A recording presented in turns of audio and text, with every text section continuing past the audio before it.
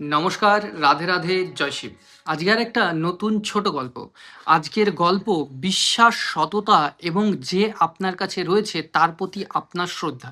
একবার এক জেলে এক মাছ ধরা পাখিকে ধরে নিয়ে আসলো এবং ধরে নিয়ে এসে তার গলায় মোটা একটা তামার বেল্ট পরিয়ে দিল শক্ত করে, যাতে সে কোনোভাবেই বড় মাছ গিলে না খেতে পারে।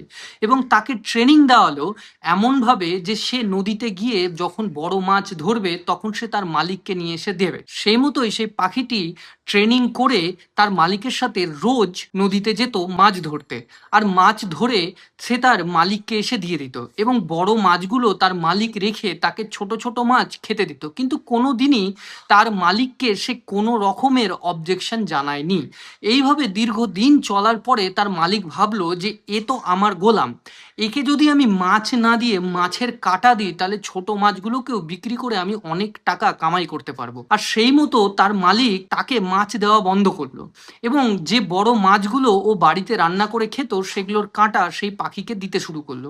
কিছুদিন যাওয়ার পরে সেই পাখিটি যখন বুঝতে পারলো যে তার মালিক তার সাথে প্রতারণা করছে, তখন সেই পাখি আর নদীর গভীর জলে গিয়ে বড় বড় মাছ ধরতে লাগলো না।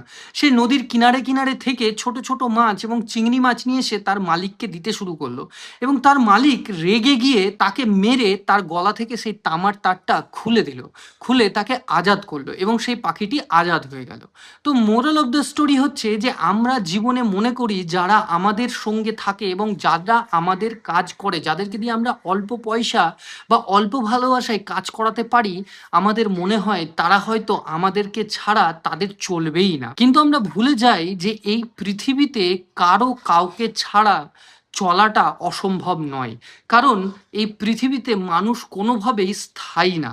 মানুষ যদি চলে যায় সেই মানুষ আরেক মানুষকে ঠিক জোগাড় করে নেবে। তাই কখনোই আমাদেরকে কারো ভালোবাসা এবং কাজের প্রতিদান হিসাবে তাকে অপব্যবহার এবং কম পারিশ্রমিকে কাজ করানো একদমই উচিত নয়। নমস্কার, আজকের মতো এই পর্যন্তই। দেখা হচ্ছে পরের গল্পে।